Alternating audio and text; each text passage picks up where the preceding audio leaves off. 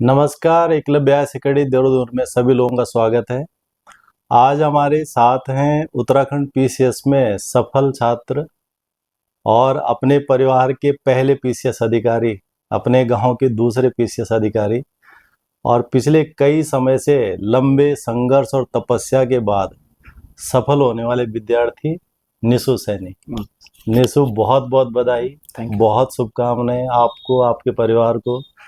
एक किसान का बेटा जब इतने बड़े पद पे निकलता है तो एक अलग ही तरह की एक अलग तरह का एक मुकाम है ये। और एक आपके पिताजी एक किसान है सामान्य, आपके परिवार से आज तक इतने बड़े पद पर कोई निकला नहीं है। और आप ये भी कह रहे थे कि हमारे गांव से मैं दूसरा पीसीएस अधिकारी हूँ। तो ये सारी सफलता अब तुम्हें कैसी महसूस हो रही है, कैसे आप देखते हैं इसको? सर्वप्रथम तो मैं काफ़ी खुश हूँ कि इस बार मेरा सिलेक्शन हुआ है डीओ के पोस्ट पर। और दूसरा सर, आपका और एकलव्य आईएएस का बहुत बहुत धन्यवाद। सर, थैंक आपने यू। मेरा मार्गदर्शन किया और सर इंटरव्यू प्रोग्राम के दौरान भी जो मुझे सहायता मिली, जो आपने समझाया सर, उसके लिए मैं थैंक यू। ये एक निशु, ये जो सफलता है ये कोई ऑर्डिनरी सफलता नहीं है। हम देखते हैं कि पूरे राज्य से नहीं, पूरे देश से, लगभग नॉर्थ इंडिया से लगभग सभी बच्चे उत्तराखंड पीसीएस परीक्षा में बैठते हैं और आप लोगों को उसके बीच में से सफल होना होता है। इससे बड़ी चीज ये होती है कि एक टाइम लगता है इस परीक्षा में, जैसे 2024 में हुई और तब से लेकर 26 में फाइनल हो रही है, ये तो थोड़ा जल्दी हो गई है। उससे पहले भी जो है एक टाइम लगा था। उस दौरान जो है काफी सारा एक मानसिक तनाव कहें हम या आर्थिक समस्या कहें, वो चीजें आपने कैसे हैंडल की? चूंकि आप एक सामान्य परिवार से हैं और इस तरह का कोई सपोर्ट नहीं था। हाँ, आपने प्राइवेट में भी थोड़ा काम किया था, फिर भी एक चुनौती है इसके अंदर। वो दौर कैसे था आपका और क्या चीज आपने उस समय? सर, जैसे सर मैं लास्ट टाइम सर जो 2021 वाला पीसीएस था वो भी हाँ। दिया था, उसमें मैं सफल नहीं हो पाया था। हम्म। पर यही सर, जब आप किसी लक्ष्य को अब निर्धारित करने के बाद निरंतर प्रयास करते रहते हैं, तो सर लास्ट टाइम जब 2021 वाला मेरा पीसीएस नहीं हुआ, फिर मैंने अपने आप को फिर से एनालाइज किया कि कहाँ पर कुछ कमी रही है। तो जो कमियां थी उनको दूर करते हुए मैंने फिर पुनः प्रयास किया। तो ये है कि सर, आप जब खुद को मोटिवेट रखते हैं, अपने आप को, अपने लक्ष्य को, ये कि आपको एक लक्ष्य निर्धारित करना है कि मुझे यहाँ तक पहुँचना है। फिर ये है कि जब आप लक्ष्य निर्धारित करते हैं तो स्वयं मार्ग मिल जाता है कि आप प्रयास करते रहें और खुद को सेल्फ मोटिवेट रखें कि मैं कर सकता हूँ। प्रतिदिन एक बार तो अवश्य बोले अपने आप को कि मैं कर सकता हूँ और मैं करूँगा।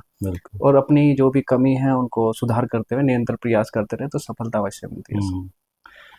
एक थोड़ा दुख इस बात का है कि आपके भाई भी थे इस परीक्षा में। हमने दोनों का जो है गाइडेंस किया था और हमें ऐसी अपेक्षा थी कि दोनों भाई जो है पहली बार भी पीसीएस अधिकारी बन जाएंगे। आपके घर में भी थोड़ा इसका जो है लग रहा होगा कि थोड़ा निकल जाते हैं। हालांकि अभी उनका पहला अटेम्प्ट है तो ऐसा कुछ नहीं है। तो क्या कहेंगे आप उस चीज के लिए? सर, मैं यही बोलना चाहूँगा, कुछ तो कमी रही है या फिर कुछ जो कमियां हैं उनको दूर करते हुए पुनः प्रयास करेंगे और मुझे लगता है सर वो नेक्स्ट टाइम पर निकाल पक्का लेंगे। सफल होगा। क्योंकि सर इसमें ये है कि जो भी हमारी कमी है उनको हम सुधार करें धीरे, क्योंकि सर ये काफ़ी लंबी प्रक्रिया है और काफ़ी समय भी लगता है। पर यह है कि अपने आप को सेल्फ मोटिवेट रखते हुए निरंतर अपने अंदर और अपनी जो भी राइटिंग स्किल्स है, जो भी पढ़ने का तरीका, उसमें निरंतर सुधार करते हुए आप आगे बढ़े तो सर सफलता अवश्य मिलती है सर। अच्छा, जैसे एक चीज होती है कि हर बच्चा अपना लक्ष्य अपने बैकग्राउंड को देख करके, अपने इर्द गिर्द की चीज़ों को देख करके, सपोर्ट को देख करके निर्धारित करता है।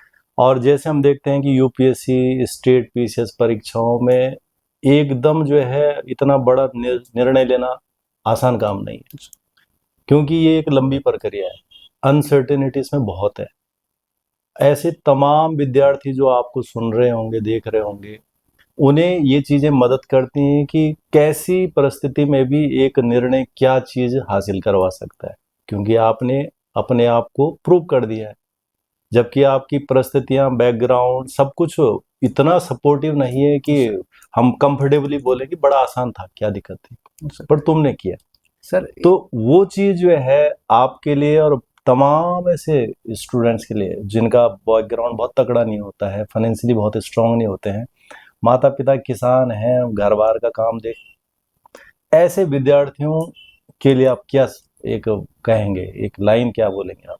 सर सर्वप्रथम तो मैं ये कहना चाहूँगा कि ये जो परीक्षा है सर, ये काफ़ी समय लगता है। तो इसमें कि आप अपनी स्थिति परिस्थिति के अनुसार अपना लक्ष्य निर्धारित करें। पर ये है कि आप कर सकते हैं, अगर आप जॉब करते हैं, आप प्राइवेट जॉब करते हैं, उसके साथ भी आप अगर तैयारी करते रहे, थोड़ा समय ज़्यादा लगेगा, पर आप अगर प्रयास करेंगे तो आपको सफलता अवश्य मिलेगी। सर इसमें सर मैं, जैसे मेरे दोस्त लोग थे या फिर एक और हमारे गाँव से ही है, विनेश सर, वो ITI प्रिंसिपल है, उनका चयन भी हुआ था। तो उन्होंने मुझे काफ़ी सपोर्ट किया, उनके यहाँ मतलब मुझे पढ़ाया भी है, एज़ गुरु भी है, मेरे बड़े भाई भी हैं, तो और भी जो दोस्त लोग थे सभी ने मतलब हम लोग ने ग्रुप बनाए। मैं ये कहना चाहूँगा कि आप लोग ना एक 3, 4, 5 या जो भी पढ़ने वाले स्टूडेंट हैं उनका ग्रुप बनाएँ, ग्रुप डिस्कशन करें और आपस में सिलेबस के कुछ भाग बाँट लें कि आप ये कंप्लीट करें, आप ये कंप्लीट करें, तो ये कि आपका काम ईज़ी हो जाएगा। अगर आप मतलब जल्दी सिलेबस कवर करना चाहते हैं, तो एक दूसरे की सहायता से आप मतलब अच्छे प्रयास कर सकते हैं। आपका जो पद है उप जिला उप शिक्षा अधिकारी, मतलब आप शिक्षा विभाग में जो है प्रवेश कर गए हैं।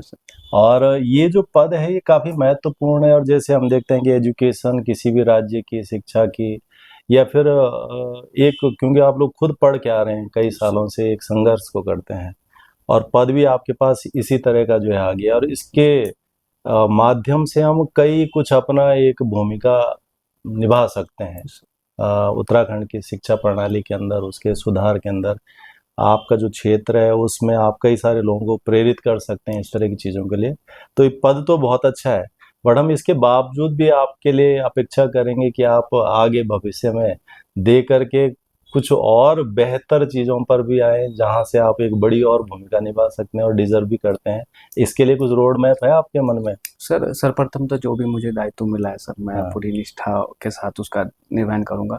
और जो भी मैं शिक्षा के क्षेत्र में अपने स्तर से प्रयास कर सकूँगा सर, मैं वो करूँगा, ताकि मैं अपने इस प्यारे उत्तराखंड के लिए कुछ कर पाऊँ, और मुझे खुशी होगी कि मैं अपने उत्तराखंड के लिए कुछ कर पाऊँगा। तो मुझे लगता है कि सर मैं अपनी इस मातृभूमि की सेवा कर पाऊँ। और इसके साथ-साथ सर ये है कि मैं निरंतर प्रयासरत भी रहूँगा कि मैं जो भी अन्य परीक्षा है वो देता रहूँ, और अन्य परीक्षाओं में भी मैं सफलता हासिल कर सकूँ। बहुत बढ़िया सर। क्योंकि सर ये है कि मतलब अगर आप जॉब भी करते हैं या नहीं भी करते, तो ये कि आप एक अपना टाइम टेबल बनाएँ कि मेरे को इतने घंटे पढ़ना है, थोड़ा टाइम देना है, तो उसके हिसाब से आप निरंतर प्रयासरत रहे तो सफलता ज़रूर मिलती है। अच्छा, कोई कुछ ऐसे पहलू या कुछ ऐसा टाइम आता है जब हम काफ़ी विचलित हो जाते हैं अपने निर्णय पे, या फिर हमें लगता है कि अरे अभी गिव अप करते हैं इसे? ऐसा लगभग सभी के साथ में आता है। फिर भी जो है कुछ लोग जो है टिके रहते हैं, वापस लाइन पे आ जाते हैं, फिर दौड़ना शुरू कर देते हैं। मतलब रोज दौड़ना पड़ता है इसके लिए, और फिर सफल हो जाते हैं। फिर तो प्रूव हो चुका है, और फिर हम कई और लोगों को इस चीज़ के लिए मोटिवेट कर सकते हैं कि ऐसा है। तो आपके उस पूरे दौर में भी कुछ ऐसा पल आए होंगे जब आपको ऐसा लगा रहा है कि यार क्या करूँ जो है, फिर भी टिके रहे? सर जो लास्ट मेरा PCS था वो हो नहीं पाया था, लास्ट टाइम जो मेंस था, तब फिर काफ़ी डिमोटिवेशन तो होता है कि आप सफल नहीं हो पाए। तो फिर ये था कि मैंने खुद की जो कमियां थी उसको एनालाइज किया, और फिर मुझे लगा कि मैं कर सकता हूँ।